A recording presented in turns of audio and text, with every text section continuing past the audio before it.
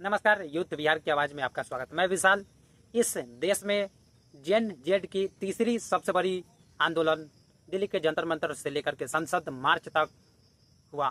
इसमें हम उन युवाओं को सलाम करना चाहते हैं जो इस देश के अखंडता को बनाने और बनाए रखने के लिए अपने को लहूलुहान किए, क्योंकि इस देश के भ्रष्ट मीडिया और भ्रष्ट नेता और उन भ्रष्ट अधिकारी चाहे इस देश के युवाओं को जो बोलना हो, जैसे प्रश्न इस पर उठाना हो, उठा सकते हैं, क्योंकि ये वो सब प्रश्न के लायक युवा नहीं है। ये युवा इस देश के अखंडता को बनाए रखने के लिए अपने आप को लहूलुहान किए। आखिरकार किसको शौक है जो सड़क पर उतरे और अपने आप को घायल करे?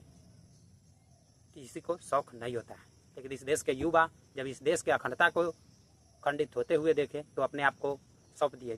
क्योंकि ये सीन जब पहले आज़ादी, भारत जब गुलाम था तो आज़ाद दिलाने के लिए इस देश के ही क्रांतिकारी नागरिक बन करके अंग्रेजों के द्वारा जब इन पर निहत्थे गोलियों से भून डाला गया, जलियांवाला बाग हत्या जैसे नरसंहार किया गया, ठीक वही सीन याद आ रहा है आज इस देश के युवाओं के साथ हो रहे बर्बरता को देखकर। क्योंकि जब युवा अपने आप के और अपने फंडामेंटल अधिकारों को लेकर के इस देश के सत्ताधारी सरकार से मांग करते हैं तो उन पर उनके मांगों को दबाया जाता है और लाठियों से घायल किया जाता है। लाठियों से घायल किया जाता है, न जाने क्या क्या उन पर, और इस देश के भविष्य को घायल कर दिया जाता है। आखिरकार ये कब तक चलेगा? क्योंकि एक युवा अपने हक के लिए और अपने अधिकार को लेकर के लड़ाई लड़ता है, लेकिन अंग्रेजियों के तरह इन पर भी अत्याचार होता है। लाठी के साथ साथ आंसू गैस के गोले दागे जाते हैं। और ये वही युवा लोग हैं, इसमें अधिकांश युवा जब भारत की आज़ादी में भी इनके दादा, परदादी, परदादे, परनानी ये सब साथ दिए थे इस देश के सत्ताधारी सरकार को भी, जब उस समय आज़ादी का टाइम था। लेकिन अभी इस देश के सरकार इनके बातों को सुनने के लिए इनकाररत है और मौन है।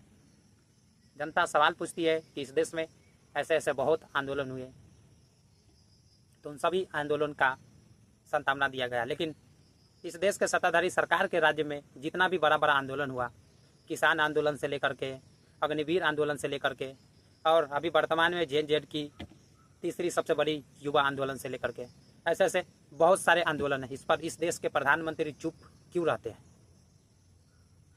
कोई सवाल क्यों नहीं करते हैं?